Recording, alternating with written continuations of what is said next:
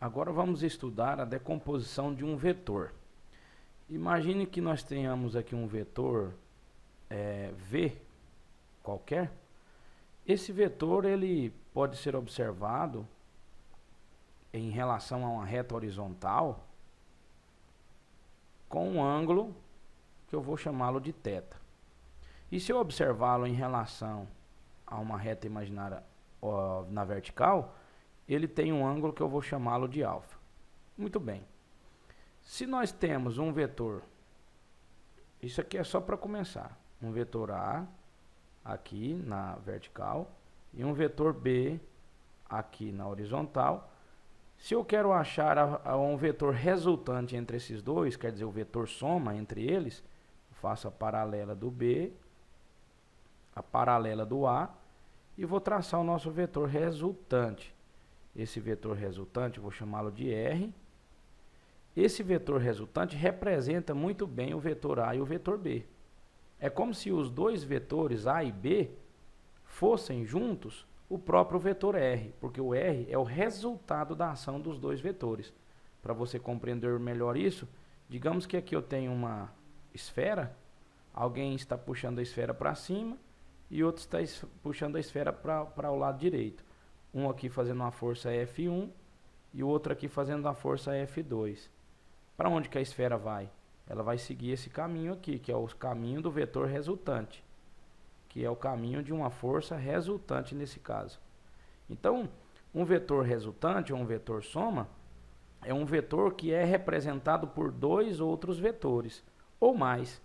Então, desta forma, eu posso dizer o seguinte, vamos agora pular para o outro lado. Se eu tenho o vetor resultante entre A e B, esse exemplo aqui, o vetor resultante, o vetor R, está aqui. Esse vetor, então, ele é a soma de A com B. Eu posso, então, decompor, fazer o sentido contrário. Veja que, aqui nesse exemplo, eu saí do A e do B, achei o R. Eu posso agora fazer o caminho inverso do R, partindo do R, achar o A e o B, que são seus componentes. Vamos fazer assim. Vamos traçar uma reta imaginária aqui, na vertical, uma reta imaginária aqui na horizontal. O que que isso aqui está parecendo? Está parecendo com o plano cartesiano? Sim, então ao invés de ser retas pontilhadas, vamos colocar aqui uma linha na vertical e do outro lado uma linha na horizontal. Aqui eu tenho uma linha ou reta das abscissas e aqui eu tenho uma reta das ordenadas. Eu posso agora fazer uma projeção do vetor R para a nossa reta X e fazer uma projeção do nosso vetor R para uma reta Y. Aqui, da origem até a projeção aqui, o final da projeção na reta X, eu tenho um vetorzinho. E da origem até a projeção da reta na reta Y, eu tenho outro vetor. Mas como que eu sei que aqui eu tenho um vetor e aqui eu tenho outro vetor? Antes disso, vamos chamar esse aqui de Rx, que é a componente X do vetor R, e isso aqui de Ry, que é a componente Y do vetor R. Para eu chamar esse Rx e esse Ry de vetor, eu teria que fazer o seguinte. Eu tenho que assumir que na direção vertical, eu vou colocar aqui um artifício matemático chamado vetor unitário.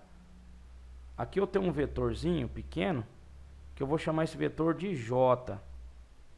E aqui eu tenho outro vetorzinho pequeno, que eu vou chamar ele de I. O vetor I e o vetor J são vetores que têm uma unidade apenas, que tem um valor igual a 1. Agora, eu vou fazer assim. Eu quero que você imagine que esta reta que eu tracei da origem até o ponto em que eu chamei de limite para a componente horizontal do vetor R, se esse tamanho dessa reta fosse multiplicado pelo vetor I, eu teria o vetor Rx. Se o tamanho da reta em Y fosse multiplicado pelo vetor J, eu teria o vetor Ry. Como assim? Vamos fazer novamente para você entender melhor.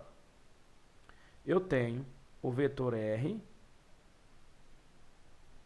e aqui eu faço um esboço do plano cartesiano lá na origem do vetor R.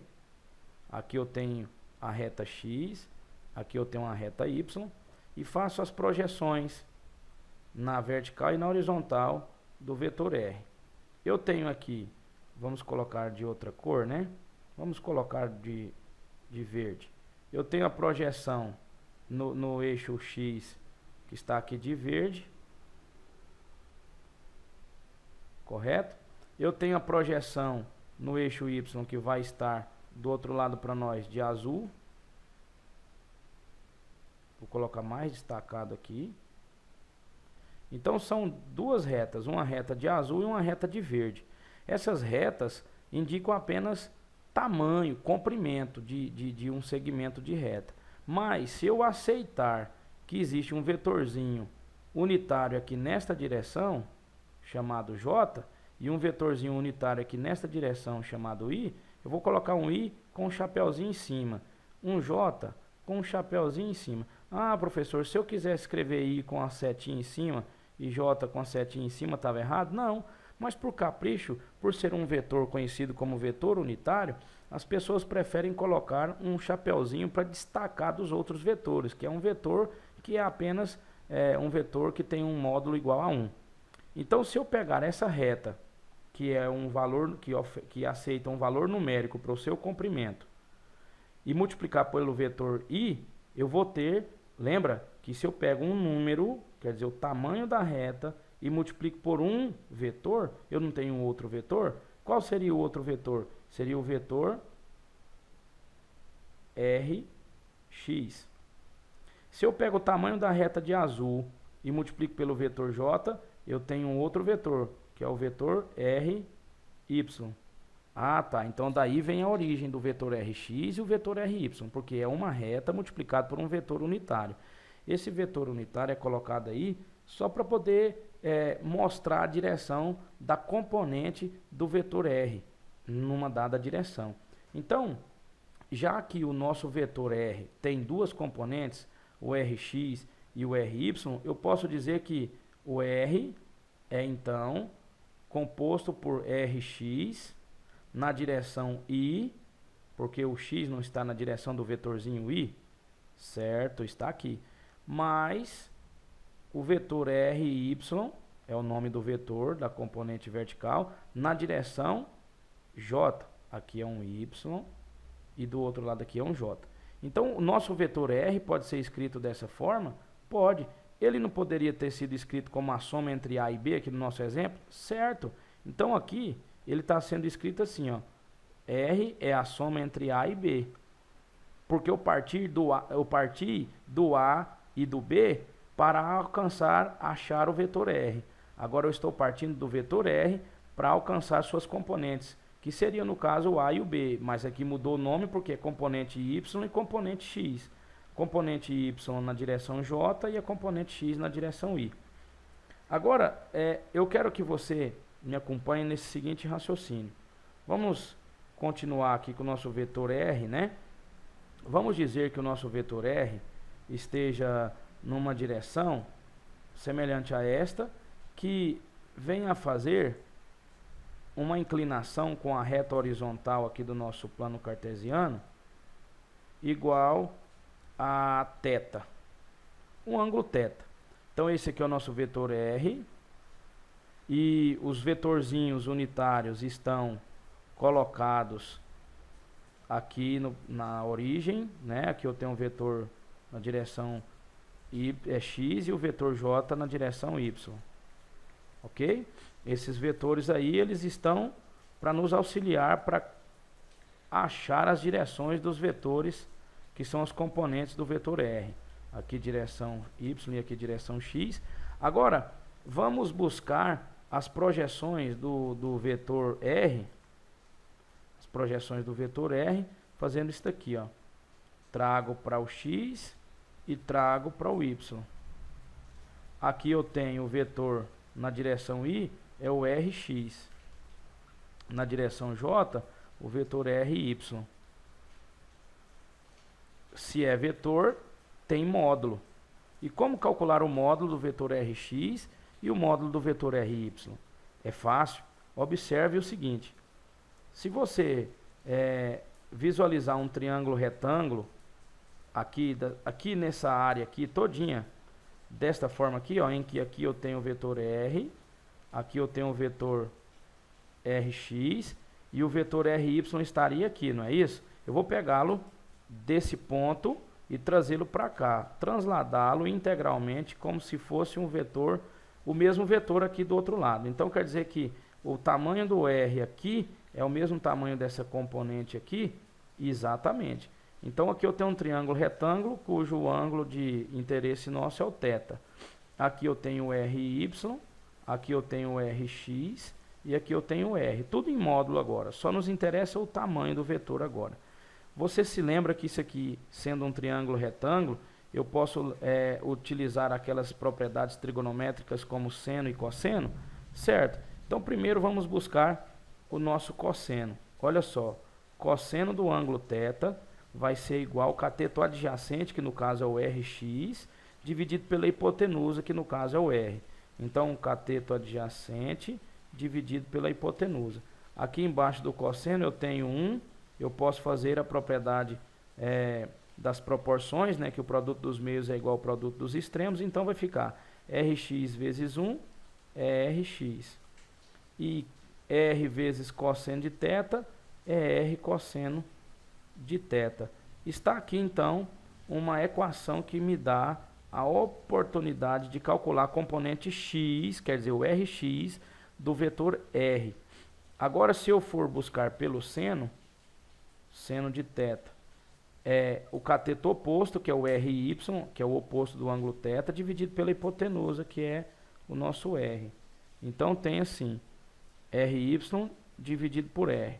Fazendo o mesmo processo, aqui tem 1, eu multiplico o Ry por 1 e eu multiplico o R pelo seno de θ, eu vou ter Ry igual a R vezes seno de θ. É uma outra equação que me dá a oportunidade de calcular o Ry, que é a componente na direção horizontal do vetor R.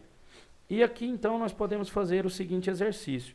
Vamos imaginar que nós temos um vetor, por exemplo, um vetor A, aqui nesta direção. Esse vetor aqui é o vetor A. E eu posso fazer aqui um sistema cartesiano na origem, com a origem coincidindo com a origem do vetor A. Aqui eu tenho a direção Y, aqui eu tenho a direção X. Se o módulo de A for, por exemplo, 20, e se esse ângulo aqui for θ igual a 60 graus, qual é o valor de AX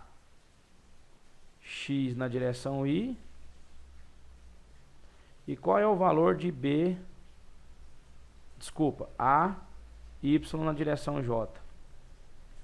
Então, a pergunta é, calcule o valor das componentes vetoriais de A na direção X e na direção Y. Eu vou traçar aqui as nossas componentes só para a gente localizá-las. Eu trago para o X, a nossa componente AX está aqui, na direção Y. Lembrando que aqui tem um vetorzinho unitário Y. E a nossa componente na direção Y está aqui, que é o nosso A, Y na direção J. Só lembrando que o vetorzinho J está aqui. O vetorzinho J aqui, o vetorzinho I aqui. Só para definir as direções. Lembrando das equações, Rx é dado por R cosseno θ, não é isso? Então, o AX, o módulo do AX é dado por A vezes cosseno de 60 graus. Então, o AX agora é módulo, é A que vale 20, cosseno de 60 é meio, então vai dar 10. O AX vale 10. O AY, no caso, é o A vezes seno de θ. A vezes seno de θ, que é 60 graus. Então, o AY é igual a 20 vezes seno de 60, dá aproximadamente 0,8. Então, AY é igual a 20 vezes 0,8 vai dar 16. Ou seja, o AY é 16. Agora, para resumir, nós podemos escrever o vetor A com suas componentes. Assim, o vetor A é a soma entre AX, que é um tamanho, uma reta, na direção Y, na direção X, mais o vetor AY na direção Y. Ok? Eu posso dizer também AX direção Y, AY direção J, sabendo que o I está em X e o J está em Y. E para colocar os seus valores, eu posso dizer o seguinte, que o AX vale quanto? Vale 10 na direção Y, mais o AY vale 16 na direção J. Estas são as componentes vetoriais do vetor A. Quer dizer, o vetor A é a soma vetorial de 10 com 16. 10 na direção positiva Y ou X e o 16 positivo na direção J ou Y. Posso fazer outro exemplo da seguinte maneira. Vamos pensar numa caixinha, um bloquinho aqui, que esteja sobre uma superfície horizontal e alguém esteja fazendo nesta caixinha uma força F, como força é vetor, né, vetorial, podemos colocar como sendo um vetor, formando com a horizontal um ângulo θ, e cujo cosseno e o seno sejam 0,6 e 0,8. Vamos colocar aqui, ó, seno de θ vale 0,8 e cosseno de θ, isso aqui tudo é aproximado, né? 0,6. Então esse θ aqui nós não sabemos ainda. Pode deixar ele sem valor, porque tem seu seno e seu cosseno. A pergunta é: qual é o valor das componentes vetoriais da força F? Eu sei que F pode ser escrito assim, ó, Fx na direção Y mais Fy na direção J.